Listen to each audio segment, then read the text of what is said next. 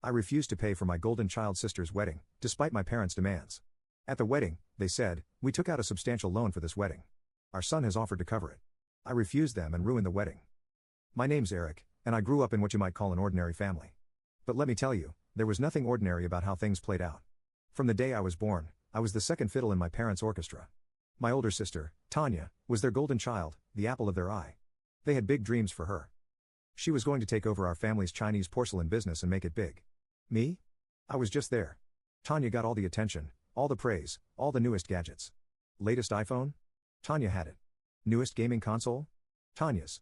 Cool party invitation? Tanya's going. Me? I was lucky if I got Tanya's hand-me-downs or a babysitter for the night. Now, don't get me wrong. I didn't hate my parents or even Tanya. I just didn't understand them. They were always trying to be something they weren't, richer, smarter, more important. It was all about appearances with them. Eric, stand up straight, Mom would hiss at family gatherings, and for goodness sake, smile. What will people think? I'd plaster on a fake smile and count the minutes until I could escape to my room. The only bright spot in all this was my grandparents, Mom's parents. They lived in a cozy little house across town, and visiting them was like stepping into another world. With them, I felt seen, loved. It was the only place I felt I could truly be myself. When Tanya graduated high school, it was a big to-do. My parents threw a lavish party, invited all their important friends, and announced proudly that Tanya would be attending some fancy-pants college they'd handpicked for her. Our girl's going places, Dad boasted, clapping Tanya on the back. She'll make the family proud. Tanya went to college, and I stayed at home. It's been a few years, and I researched schools, picked out a program I was passionate about. All I had to do was tell my parents. The next day, I gathered my courage and approached them at breakfast. Mom, Dad, I said, my voice shaking a little, I've decided on the college I want to attend. They looked at me like I'd grown a second head. College? Dad scoffed. You? Mom laughed, a high, fake sound that set my teeth on edge. Oh, Eric. Don't be silly. You don't need college. You'll work in the shop with us. But I want to study, I started, but Dad cut me off. We're not wasting money on your education, he said firmly. That money's going toward Tanya's new car. I stood there, shocked into silence. Then Mom delivered the final blow. Face it, Eric, she said, not unkindly but with a patronizing smile. You're just not college material. You'll be much happier in the shop. I felt like I'd been punched in the gut. All my dreams, all my hard work meant nothing to them. I ran from the room, tears streaming down my face, and did the only thing I could think of, I called my grandparents. They said I'm not college material. I sobbed into the phone. There was a moment of silence, then Grandpa's voice came on the line, firm and angry. Pack your bags, Eric. We're coming to get you. An hour later, I was throwing clothes into a suitcase when my parents burst into my room. What do you think you're doing? Mom demanded. I'm leaving, I said, my voice shaky but determined. Dad scoffed. Don't be ridiculous. Where would you go? Just then, the doorbell rang. I heard Grandpa's booming voice downstairs, and a wave of relief washed over me. He's coming with us, Grandpa said as he appeared in my doorway, Grandma right behind him.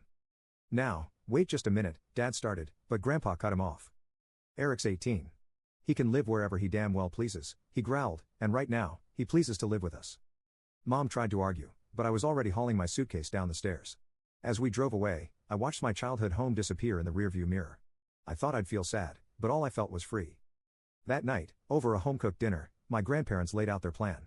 We've been saving for years, Grandma said, reaching for my hand. We always knew you were destined for great things, Eric. We want to pay for your college. And just like that, my life changed. I enrolled in the college of my dreams, ready to tackle whatever came my way. Every month, without fail, a small amount of money would appear in my account for accommodation, the note always said. I threw myself into my studies with a passion I never knew I had. Late nights in the library, heated debates in class, projects that challenged me in ways I'd never been challenged before. I loved every minute of it. One day, after presenting a particularly difficult project, my professor pulled me aside. Eric, I'm impressed, she said, a rare smile on her usually stern face. How would you like to intern at Stellar Corp this summer? My jaw dropped. Stellar Corp was the most prestigious company in the city. Everyone wanted to work there. Are you serious? I stammered. She nodded. I'm recommending you personally. Don't let me down, I practically floated out of the classroom. Me, Eric, the guy who was not college material, landing an internship at Stellar Corporation for the first time in my life, I felt like I was exactly where I was meant to be. The future was wide open, and I was ready to grab it with both hands. I was in my third year of college when the unexpected call came. My older sister, Tanya, had already graduated and landed a job. She'd been bragging about some big promotion. And now, my parents, who had hardly spoken to me in years, suddenly wanted me to come home to share in Tanya's success. I spent the next few days debating whether to go. Part of me wanted to stay away, to protect the life I'd built for myself, but another part. Well, maybe things had changed. Maybe they finally saw me differently. In the end, I decided to go. What's the worst that could happen, right? I arrived at my old house on Friday evening, feeling like a stranger as I walked up the familiar driveway. Mom answered the door, all smiles and air kisses. I just finished unpacking when I heard the front door open, and Tanya's voice drifted up the stairs. Mom, Dad, we're here. Curious, I headed downstairs. Tanya was standing in the living room, her arm around a handsome blonde guy I'd never seen before. Everyone, I'd like you to meet Sam, Tanya announced, beaming. My fiancé. Mom let out a squeal that could have shattered glass, while Dad pumped Tanya's hand enthusiastically. I stood on the sidelines, feeling like an outsider at a party I hadn't been invited to. It's nice to meet you, I said to Sam, who smiled warmly at me. You must be Eric. Tanya's told me so much about you, Sam said. I doubted that, but I appreciated the effort. As we all sat down, the story came out. Tanya and Sam had been dating all through college, and now that they'd graduated, they decided to tie the knot. So, Sam, Mom said, leaning forward eagerly, tell us about your family. What do your parents do? Sam smiled. Oh, they're in business. They own a chain of high-end boutiques across the country. I swear I could see dollar signs light up in my parents' eyes. Dad puffed up like a peacock. Well, we're thrilled to welcome you to the family, he declared. Now, about the wedding. I think we should spare no expense. In fact, I'd be happy to cover half the cost myself. I nearly choked on my drink. Half the wedding costs? This from the man who wouldn't spend a dime on my college education? That's very generous, Sam said, looking a bit uncomfortable, but really, there's no need. Nonsense. Dad boomed. We want this to be the event of the season. Nothing but the best for my daughter and her groom. I caught Tanya's eye across the room. She looked embarrassed, uncomfortable. It was hard to tell. For a moment, I almost felt sorry for her. As the evening wore on, the wedding plans grew more and more extravagant. A 5-star venue, gourmet catering, designer dresses. My parents were going all out to impress Sam's family. The next morning, I woke up to the sound of raised voices downstairs. Groaning, I dragged myself out of bed and crept down the stairs, curious about what new drama was unfolding. Tanya and Sam were standing in the living room, a sleek folder in Sam's hands. My parents sat on the couch, looking confused. What do you mean, another city? Dad was saying, his face turning an alarming shade of red. Sam opened the folder, revealing glossy photos of a stunning beach resort. We've always dreamed of a destination wedding, he explained, his voice excited. Look at this place. It's perfect. I watched as my father's eyes bulged at the price list Sam handed him. This is ridiculous, he spluttered. It's 3 times what we discussed. But Dad, Tanya argued, you said you wanted the best. This is the best. Dad stood up, his fists clenched. I meant the best in our hometown, where our friends can attend. Who's going to travel across the country for your wedding? Our friends will, Sam said softly, looking hurt. The argument escalated quickly. Dad insisted on a local wedding, while Tanya and Sam stood their ground on the destination plan. I stood in the corner, feeling like I was watching a tennis match, my head swiveling back and forth between the two sides. Finally, Dad exploded. Enough. It's either a wedding here, the way I want it, or you're on your own. The room fell silent. Tanya's face hardened, a look I'd never seen before. Fine, she said coldly. We'll do it on our own. With that, she grabbed Sam's hand and stormed out, slamming the door behind them.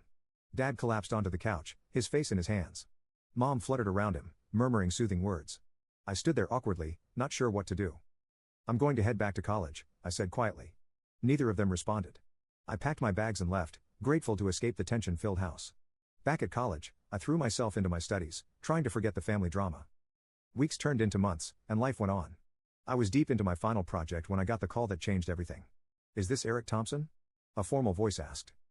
Yes, that's me, I replied, my heart racing. This is Mr. Johnson from Johnson Associates law firm. I'm afraid I have some bad news. Your grandparents, Robert and Margaret Thompson, were in a car accident 3 days ago. I'm sorry to inform you that they didn't survive. The world seemed to tilt on its axis. My grandparents, gone? It couldn't be true. They were the only ones who had ever truly believed in me, supported me. And now? Ms. Thompson, the lawyer's voice brought me back to reality. There's something else we need to discuss. Your grandparents will.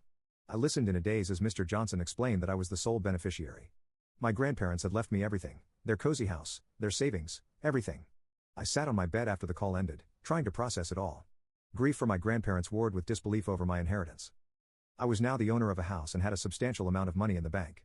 The dust had barely settled on my grandparents' funeral when the vultures started circling. I was still trying to process my grief when Tanya showed up at my door, all smiles and sisterly love. Eric, bro, she exclaimed, pulling me into a hug that felt about as genuine as a $3 bill. How are you holding up? I stepped back, eyeing her warily. I'm managing. What are you doing here, Tanya? She sauntered into my apartment like she owned the place, making herself comfortable on my couch. Well, I heard about Grandma and Grandpa's will. That's quite a windfall you got there. And there it was. I crossed my arms, already knowing where this was heading. Look, Eric, Tanya said, her voice taking on that wheedling tone I knew all too well. Sam and I are still trying to put together our dream wedding, and now that you've come into some money. I cut her off. No, Tanya. I'm not paying for your wedding. Her face fell, then hardened. Come on, Eric. Don't be selfish. It's not like you earned that money. We all know you were just sucking up to them to get their money. The accusation hit me like a slap in the face. How dare you? I hissed. I loved them. They were the only ones who ever believed in me. Yeah, because you played them like a fiddle. Tanya was on her feet now, shouting, poor little Eric. So neglected. Give me a break. At least I'm not a spoiled brat who thinks the world owes him a fancy wedding. I shot back. We went back and forth, hurling accusations and old grievances at each other. Years of resentment and hurt came pouring out. By the time Tanya stormed out, slamming the door behind her, I was shaking with anger and hurt. I thought that was the end of it. I was wrong. A few days later, my phone exploded with messages from relatives I hadn't heard from in years. Apparently, my parents had been busy. How could you be so selfish, Eric? Your poor sister just wants a nice wedding. I always knew you were trouble. The messages went on and on. I called my parents, demanding an explanation. Well, what did you expect? Mom sniffed. Refusing to help your own sister. It's shameful. You didn't want to pay for her ridiculous wedding either, I reminded her. That's different, Dad chimed in. We're her parents. You're just being greedy with your inheritance. I couldn't believe what I was hearing. Greedy? I worked my ass off in college while you two showered Tanya with everything she wanted. Watch your language, young man, Mom scolded. This is exactly why we always preferred Tanya. She knows how to behave in polite society. Over the next few weeks, the family divide grew wider. Invitations to family events stopped coming. My cousins unfriended me on social media. It was like I'd been erased from the family tree overnight. At first, it hurt a lot. But as the days went by, I started to feel relieved. No more pretending. No more walking on eggshells. No more feeling like the family disappointment. I threw myself into my studies with renewed vigor. I had one semester left, and I was determined to graduate with honors. My grandparents had believed in me, had given me this amazing gift. I wasn't about to let them down. The day I graduated from college should have been one of the happiest of my life. Instead, I felt empty. There was no one in the audience cheering for me. No proud parents taking photos. No celebratory dinner afterward. I collected my diploma and went home alone. The next few weeks were a blur of job applications and interviews. I was determined to make something of myself, to prove to everyone, especially myself, that I was worth something. Then, out of the blue, my phone buzzed with a message from Tanya. I nearly dropped it in shock. Hey, Eric. I know we haven't talked in a while, but I'm getting married next month. It would mean a lot if you could come. Call me. I stared at the message for a long time before finally hitting the call button. Eric, Tanya's voice was hesitant. Thanks for calling. Look, I messed up. I've been thinking a lot about how I treated you, how we all treated you.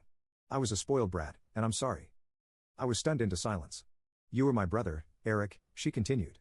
You and our whole family. You're important to me. I want everyone there for my big day. Please say you'll come. I felt a lump in my throat. I'll think about it, I managed to say before hanging up. The day of the wedding arrived, and I found myself standing outside an elegant hotel, clutching an expensive gift and feeling like I was about to walk into the lion's den. The venue was stunning. Flowers everywhere, crystal chandeliers, a string quartet playing softly in the corner.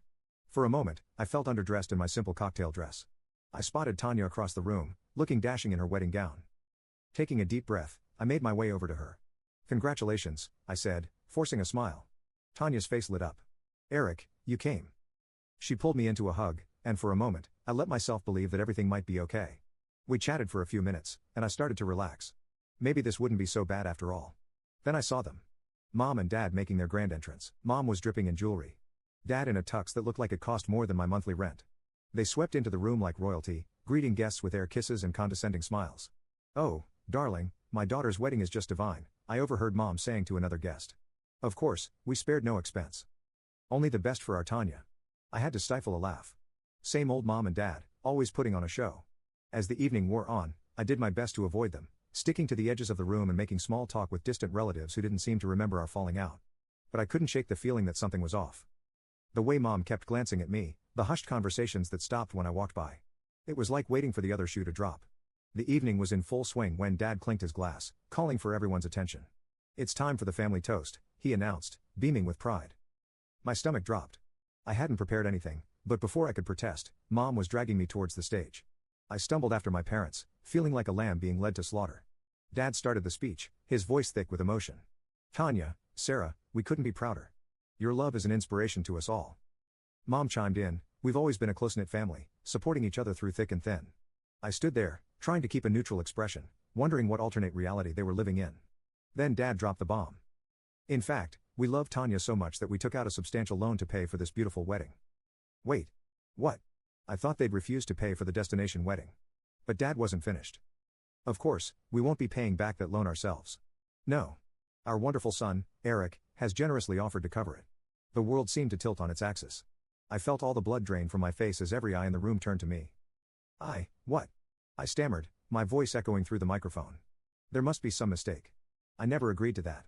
Mom's hand clamped down on my arm, her fingernails digging into my skin. "Smile and agree, dear," she hissed through clenched teeth. But I was done playing along. I wrenched my arm free and stepped up to the microphone. "I'm sorry, but this is the first I'm hearing about any loan. I never agreed to pay for Tanya's wedding."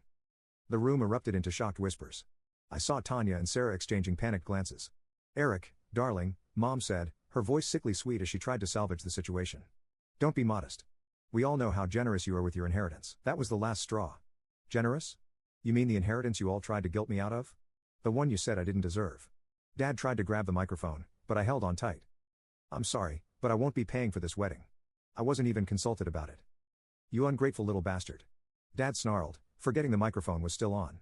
His words echoed through the ballroom, causing several guests to gasp. Mom's carefully cultivated mask of politeness crumbled. "We should have thrown you out on the street years ago. You're worthless. You hear me? Worthless." I stood there, shock and hurt warring inside me. Then, a calm settled over me.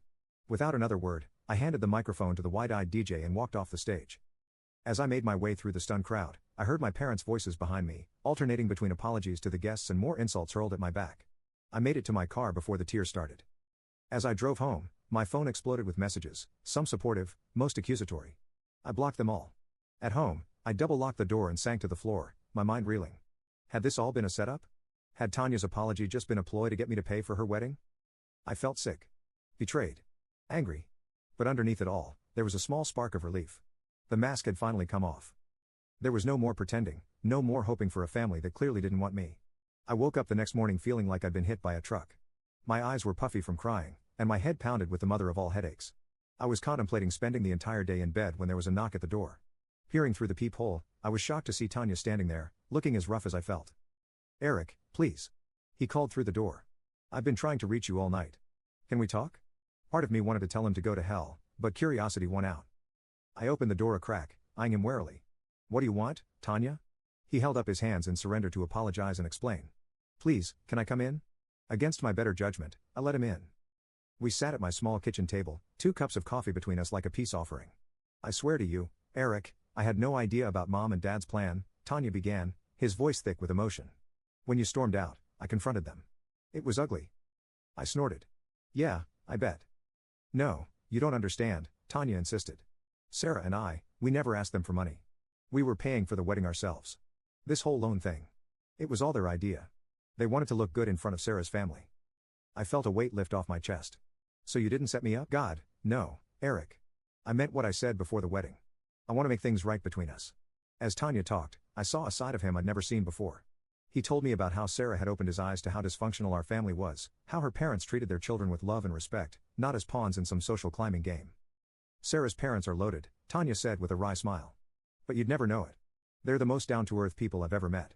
When they heard what happened, they offered to pay off Mom and Dad's loan." "What? No. They can't do that," I protested. Tanya held up a hand. "Don't worry. I'm going to pay them back every cent. But they wanted to do this for us. To give us a chance to start fresh without Mom and Dad's drama hanging over our heads." I felt tears welling up in my eyes, but for once, they weren't tears of frustration or anger. "So what now?" I asked. Tanya reached across the table and took my hand. "Now, we start over as a real family. Sarah and I want you in our lives, Eric. No strings attached." We talked for hours, really talked, for what felt like the first time in our lives. By the time Tanya left, I felt like I'd gotten my brother back. The next few months were a whirlwind. I landed a job at a marketing firm, throwing myself into work with a passion I never knew I had. Tanya and Sarah became regular fixtures in my life, dropping by for dinner or movie nights. One sunny afternoon, Tanya and Sarah showed up at my door with matching grins. We have news. Sarah said, practically bouncing with excitement. You are going to be an uncle. I squealed and pulled them both into a hug. As we celebrated, I couldn't help but marvel at how much had changed. Our parents tried to worm their way back into our lives when they heard about the baby, but Tanya and I stood firm. We were done with their manipulation and drama. It wasn't easy cutting them out, but we had each other now. And sometimes, the family you choose is stronger than the one you're born into.